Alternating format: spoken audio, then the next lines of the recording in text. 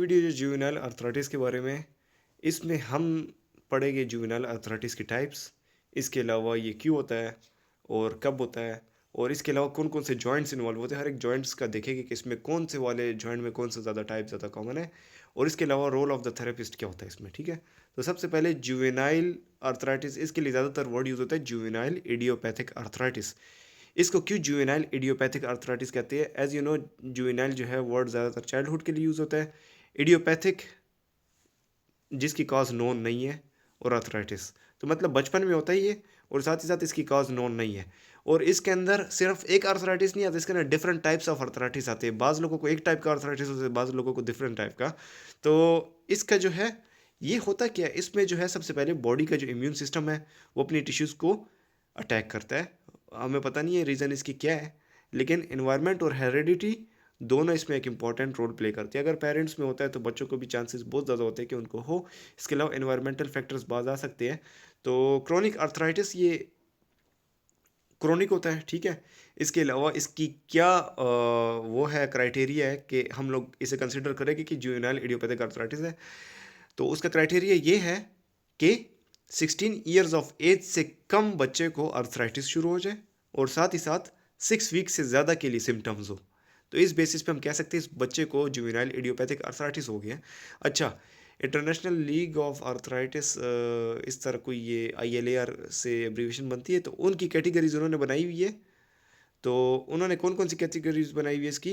Oligo articular juvenile idiopathic arthritis, इसी तरह जो है RF नेगेटिव पोली आर्टिकुलर और RF पॉजिटिव पोली आर्टिकुलर। तो पोली आर्टिकुलर की दो टाइप्स है, ठीक है। पहला हो गया ओलिगो आर्टिकुलर, दूसरा है पोली आर्टिकुलर।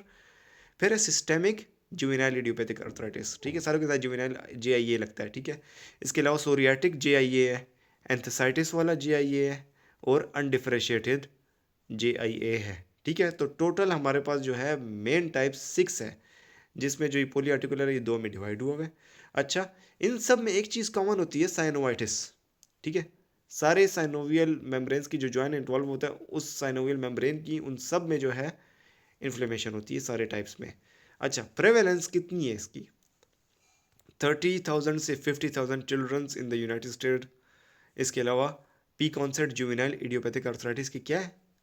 सारी टाइप्स के अगर देखें तो एवरीले तो 1 to 3 ईयर्स जो है इसकी पीक ऑनसेट होती है। फीमेल्स में कौन सी टाइप ज़्यादा है? ओलिगो एंड पोली आर्थराइटिस, ठीक है, पोली जुवेनाइल आर्थराइटिस। जबकि एंथेसाइटिस रिलेटेड जो है वो मेल्स में ज़्यादा है। इसके अलावा मेल्स और फीमेल्स दोनों में बराबर है, वो कौन सा वाला है? सिस्टेमिक जुवेनाइल अर्थराइटिस, ठीक है। तो ये जो टाइप्स मैंने लिखी हुई है इसमें ओलिगो और पोली जो है फीमेल्स में ज़्यादा है, मेल्स में जो है एंथेसाइटिस वाला ज़्यादा है, और इसमें जो सिस्टेमिक लिखा हुआ है ये मेल्स और फीमेल्स में बराबर है, ठीक है, दोनों को हो सकता है। अच्छा, रेड फ्लैग्स क्या है, कब हमें पता चलेगा ओ ये तो रेड फ्लैग है? फीवर रैश हो, जो कि ज़्यादातर सिम्टम किसका होता है? सिस्टेमिक वाले केस में होता है फीवर और रैश, ठीक है, क्योंकि पूरी बॉडी इन्वॉल्व हो रही है फीवर में, रैश में भी। यूवीआइटिस साइंस मोस्ट ऑफ इसमें कॉमन है, ठीक है, आइज रिलेटेड। अच्छा, इसके अलावा सेवियर TMJ पेन हो सकती है अगर TMJ इन्वॉल्व हो गया। इसके अलावा growth failure and systemic illness, growth failure और सिस्टमिक इलनेस ये सारे रेड फ्लैग्स है, और इसमें अर्जेंट रेफरल की ज़रूरत होती है, ठीक है। अच्छा, क्लासिफिकेशन तो हमने बता दिया है। तो क्लासिफिकेशन जो थी, ये 6 टाइप्स जो थी, इसमें किस बेसिस पे से क्लासीफाई किया गया है? इसको इस बेसिस पे क्लासीफाई किया, सबसे पहले तो जॉइंट्स की बेसिस पे 2 है, ठीक है। साथ ही साथ सिस्टेमिक अगर इन्वॉल्वमेंट हो रही है वो अलग है फिर टाइप। इसके अलावा एंथेसाइटिस वाला अलग है। अच्छा, ओलिगो आर्टिकुलर में 4 से कम जॉइंट्स इन्वॉल्व होते हैं, या 4 से कम जॉइंट्स। एसिमेट्रिकल जॉइंट्स भी हो सकते हैं, ज़्यादातर एसिमेट्रिकल होते हैं, जबकि पोली में सिमेट्रिकल जॉइंट ज़्यादातर कॉमन है, ठीक है। मतलब अगर right side of the joint, let's suppose right side of elbow पे हो गया इन्वॉल्व, तो left side of the elbow भी जो है ना वो भी इन्वॉल्व होगी, लेफ्ट साइड की एल्बो।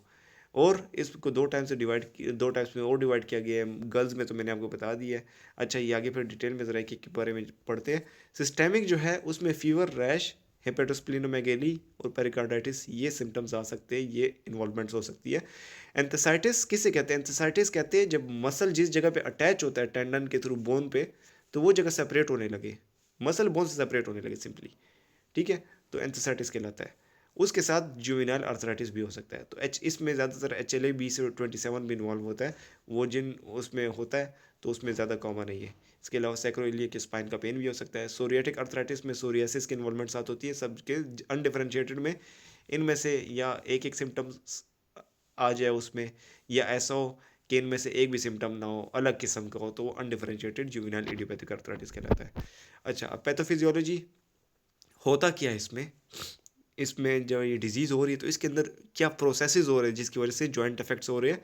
तो सबसे पहले इम्यून सिस्टम ख़राब होता है, उसकी डिसरेगुलेशन क्यों होती है, बाद साइटोकाइंस रिलीज होते हैं, जैसे कि tumour necrosis factor alpha TNF alpha. इसके अलावा इंटरल्यूकिन 6 और इंटरल्यूकिन 1 ये जो है इन्वॉल्व होते हैं इम्यून डिसरेगुलेशन में। इनकी वजह से क्या होता है, इम्यून सिस्टम अपने बॉडी सेल्स पे अटैक करती है और कॉन्सिक्वेंस में क्या होता है, साइनोवाइटिस हो जाता है, कार्टिलेज बोन की चेंजेस आने शुरू हो जाती है, जो जॉइंट है उधर जो कार्टिलेज है वो डिटेरिएट करने शुरू हो जाता है। इसके अलावा मोटर कंट्रोल ख़राब होने शुरू हो जाता है, डिकंडीशनिंग और साइकोसोशल लोड की तरफ जाता है। ठीक है। अच्छा, अब जो है क्लिनिकल फीचर्स सारों में ऑलमोस्ट ज़्यादातर पाए जा सकते हैं। मॉर्निंग स्टिफनेस, पेन, स्वेलिंग और लिमिटेड रेंज ऑफ मोशन। ठीक है। इसके अलावा अगर ज़्यादा देर बैठे रहे तो फिर से पेन शुरू हो जाता है उस जॉइंट्स में। इसके अलावा ग्रोथ डिस्टर्बेंस, पोस्चर एबनॉर्मलिटीज़, आई इन्वॉल्वमेंट में यूवीआइटिस हो सकता है और इरिडोसाइक्लाइटिस, आयरिस और उसकी इन्फ्लेमेशन कॉर्निया की। इसके अलावा सिस्टेमिक फीचर्स सिस्टेमिक वाले में होते हैं, जैसे कि रैश, फीवर और ऑर्गेनोमेगैली, ऑर्गन साइज में बड़े हो जाते हैं। अच्छा, तो सबसे पहले टाइप पढ़िए ओलिगो आर्थराइटिस, इसके बारे में देखते हैं। तो 27 to 56% of children with juvenile idiopathic arthritis, अगर 100% जुवेनाइल इडियोपैथिक आर्थराइटिस के पेशेंट आपने लिए तो उसमें से जो है ना 27 से 56% बच्चों को ये वाला टाइप होगा, तो मतलब ये सबसे ज़्यादा प्रेवेलेंट टाइप है। ठीक है। और ये ज़्यादातर गर्ल्स को होता है, 2 to 4 ईयर्स ऑफ एज में स्टार्ट होना शुरू हो जाता है। अच्छा, डिजीज़ के साइंस के लो ग्रेड इन्फ्लेमेशन होती है इसमें 4 या इससे कम जॉइंट्स में, ज़्यादातर इसमें नी इन्वॉल्व होता है। नी के बाद जो दूसरा जॉइंट ज़्यादातर इन्वॉल्व होता है वो एंकल है, और उसके बाद जो थर्ड जॉइंट है वो एल्बो है। ठीक है। इसके अलावा हिप और स्मॉल जॉइंट्स जो है वो इसमें नहीं इन्वॉल्व होते, ज़्यादातर बच जाते हैं। ठीक हो गया। और जॉइंट स्वॉलन होता है लेकिन वार्म होता है, वार्म भी होता है लेकिन पेनफुल ज़रूरी नहीं है कि हो। ठीक है। अच्छा, तो ये ओलिगो आर्टिकुलर आर्थराइटिस के बारे में बता दिया।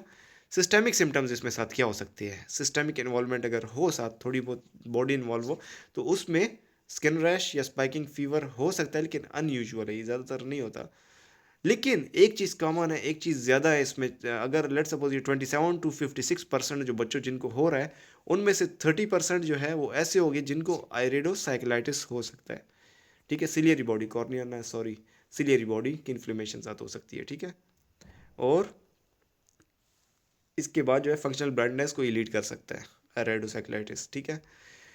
तो ऐसे बच्चे जो है जिनको ओलिगो आर्टिकुलर आर्थराइटिस हुआ हुआ है, तो उनको खामखा अपनी आइस चेक करानी चाहिए ऑप्थेल्मोलॉजिस्ट से, ताकि उनको पता चल सके कोई मसला तो नहीं। एवरी 3 to 4 मंथ्स या 6 to 12 months, depends on the severity.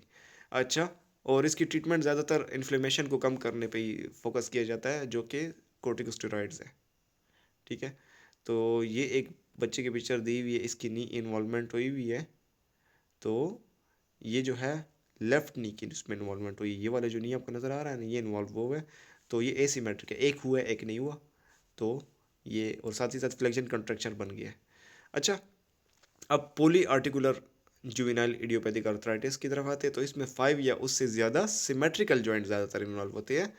इधर इन्होंने लिखा है arthritis symmetrical affects both large and small joints. ठीक है। जबकि दूसरे वाले में था लार्ज जॉइंट्स ज़्यादातर इन्वॉल्व होते थे। 5 से ज़्यादा जॉइंट्स है या 5 जॉइंट्स। और ये इसकी प्रेवेलेंस आप देख ले, 2 से 28% of the juvenile idiopathic arthritis patients जो होते हैं वो ये वाले होते हैं। अगर 100 बच्चे, इससे पहले जो हमने पढ़ा तो 56% तक जो है ना वो वाले बच्चे होते हैं। 28 जो रह गए हैं वो ये वाले होते हैं। ठीक है। पोली आर्टिकुलर उनको होता है। इसमें सर्विकल स्पाइन और टेम्पोरो मैंडिबुलर जॉइंट भी इन्वॉल्व हो सकता है। ठीक है। जिसके बारे में हमने रेड फ्लैग में पढ़ा था कि ये हो सकता है। अच्छा, joint swollen, warm but rarely red. अब आगे जाते हैं। इसकी 2 सब टाइप्स है। ठीक है। एक टाइप जो है RF पॉजिटिव रूमेटॉइड फैक्टर, जिसमें पॉजिटिव होता है, ये वाला सवेयर टाइप है। RF नेगेटिव इतना सवेयर नहीं है। ठीक है। जो RF पॉजिटिव वाला है तो उसकी ऑनसेट कब होती है, या 2 to 4 ईयर्स, या बाद में होती है 6 to 12 ईयर्स में स्टार्ट हो जाता है ये। और इसकी ऐसे होता है जैसे कि एडल्ट रूमेटॉइड अर्थराइटिस है, ठीक है। एग्रेसिव भी होता है और प्रोग्नोसिस इतनी अच्छी नहीं होती इसकी। नेगेटिव वाला जो है, इसमें रूमेटॉइड फैक्टर प्रेजेंट नहीं होता, लेट चाइल्डहुड या एडोलेसेंस में होता है, और माइल्ड होता है। सही हो गया। अब सिस्टेमिक सिम्टम्स इसमें क्या आते हैं? पिछले वाले में तो हमने देखा था फीवर और रैश हो सकता है, इसके अलावा यूवीआइटिस भी पड़ा था और एरिडोसाइक्लाइटिस भी हो सकता है।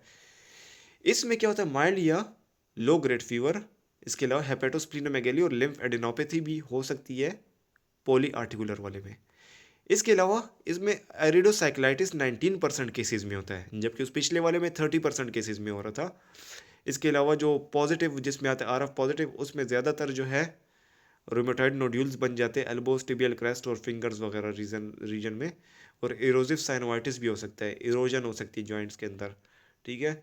और जो आर एफ नेगेटिव उसमें लेस कॉमन है ये चीज़, नोड्यूल्स बनना। तो ये आपको डेक्टिलाइटिस नज़र आ रहा है, इसमें पोलीडेक्टिलाइटिस भी हो सकता है। अच्छा, ये कौन से वाले में हो सकता है ज़्यादातर? ये इधर इन्होंने लिखा हुआ है dactylitis seen in toes of child with psoriatic, psoriatic वाले में जो है ना डेक्टिलाइटिस होता है, ठीक है। अच्छा, इसमें आपको, अच्छा आगे जाते हैं।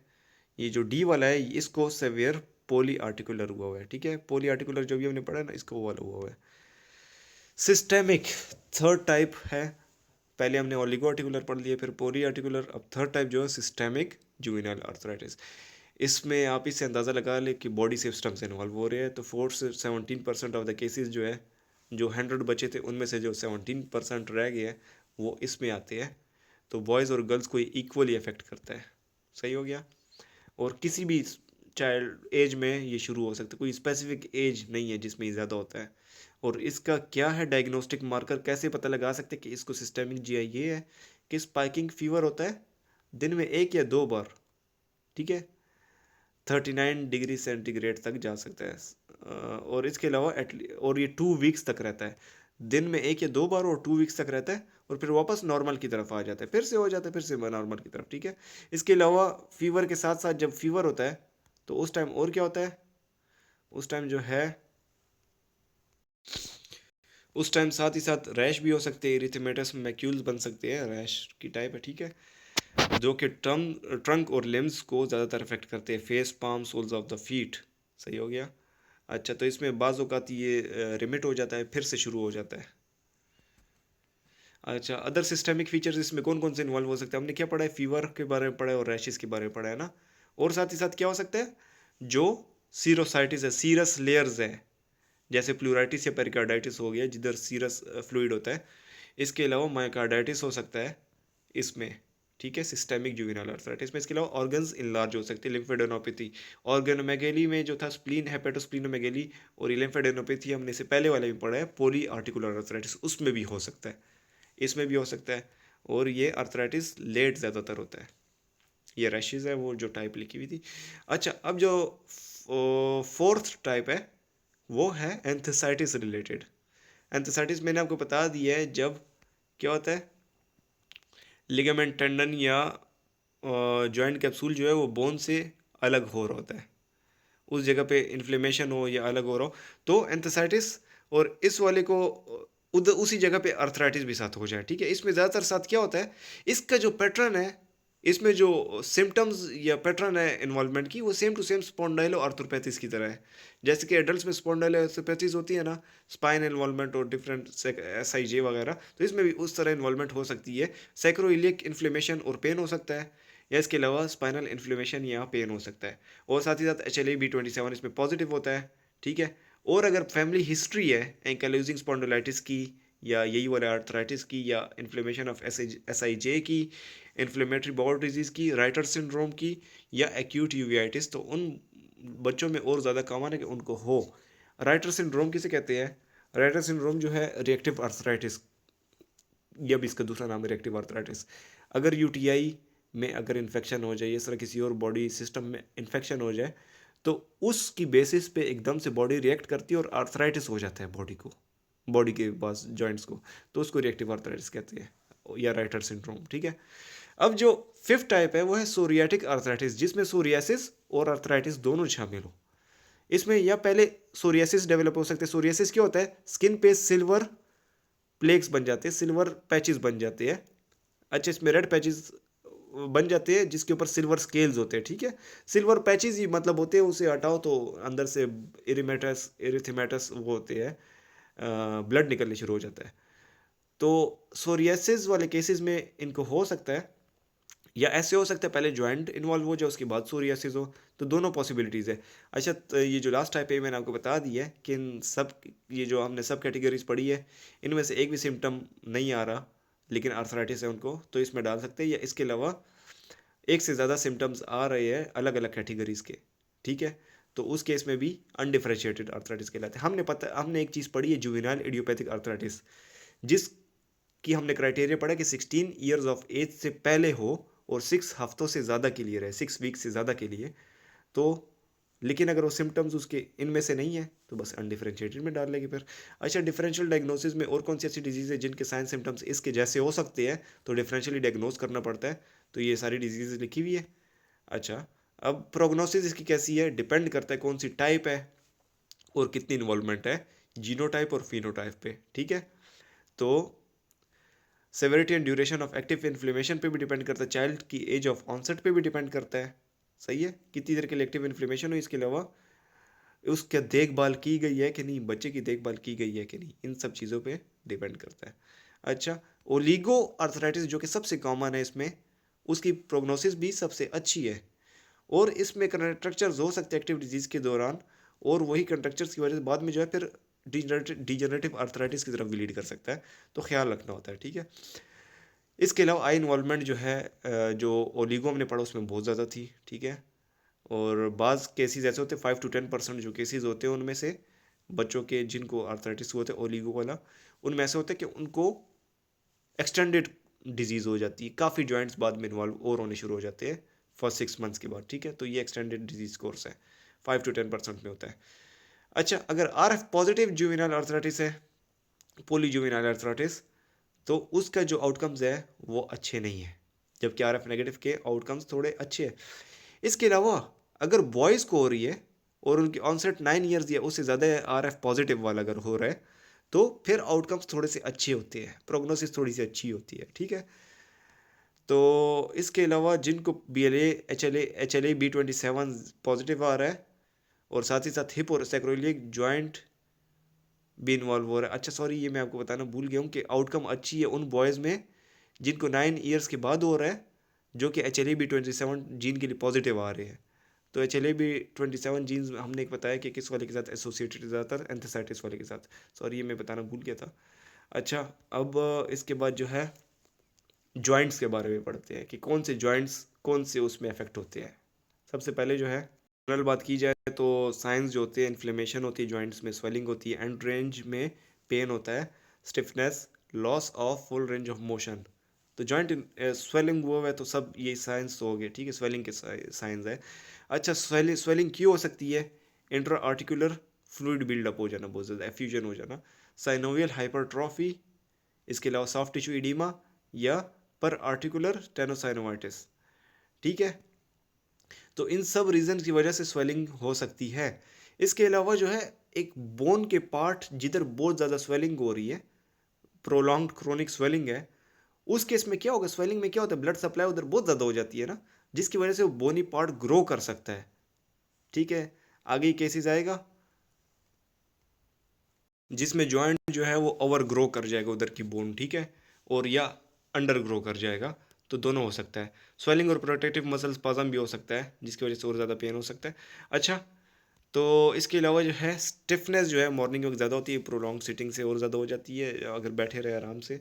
क्रॉनिक इन्फ्लेमेशन जो है उसकी वजह से क्या होता है, increase synovial fluid stretches and weakens the joint capsule, साथ ही साथ लिगामेंटस लेग्जिटी और जॉइंट इंस्टेबिलिटी की तरफ जा सकता है। साथ ही साथ जॉइंट में और क्या हो सकता है, डिमिनरलाइजेशन हो सकती है, उधर का जो कार्टिलेज है वो थिन होने शुरू हो जाता है।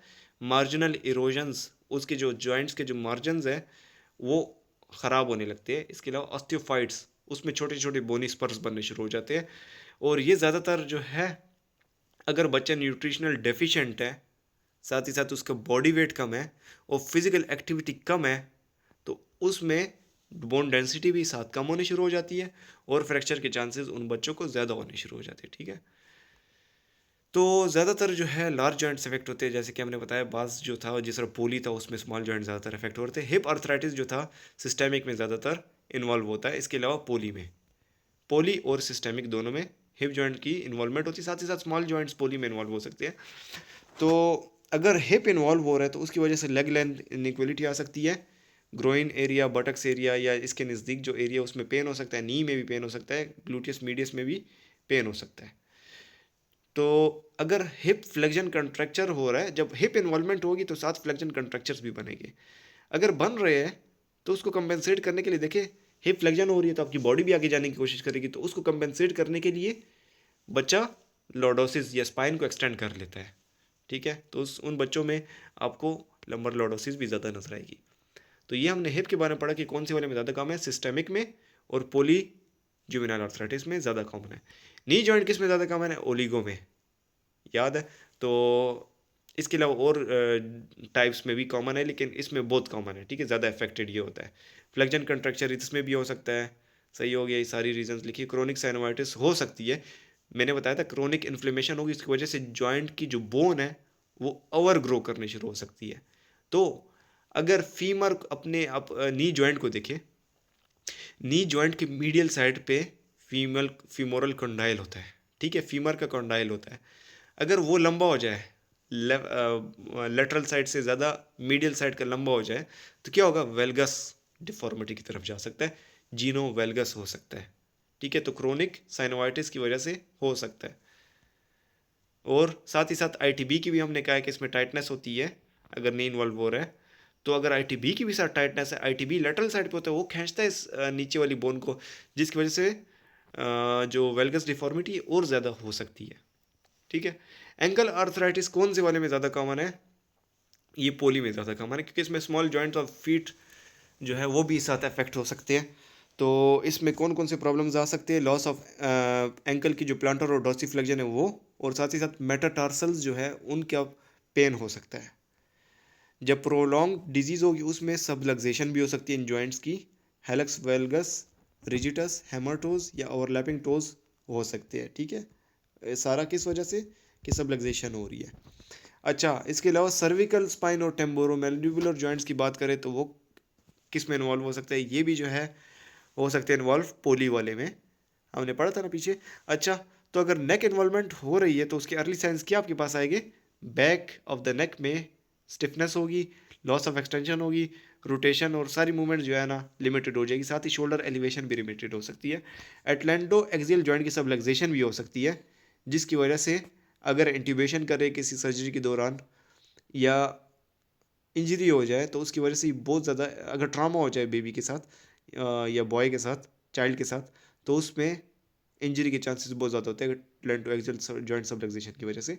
अच्छा, टेम्पेरोमैंडिबुलर जॉइंट जो है, जो जॉ जॉइंट है, जॉ का जो जॉइंट है, ये अगर इन्वॉल्व हो तो इसकी वजह से क्या हो सकता है, जितनी भी मूवमेंट्स है उसमें मसला हो सकता है, खाने में मसला हो सकता है, बातें करने में मसला हो सकता है, pain in the ear region भी हो सकता है। अच्छा, साथ ही साथ अगर क्रोनिक इन्वॉल्वमेंट जॉ जॉइंट की हो रही है तो वो या बहुत ज़्यादा ग्रो कर सकता है, बहुत ज़्यादा बड़ा हो जाता है उनका जॉ, या बहुत छोटा हो जाता है, अंडर ग्रोथ, ठीक है।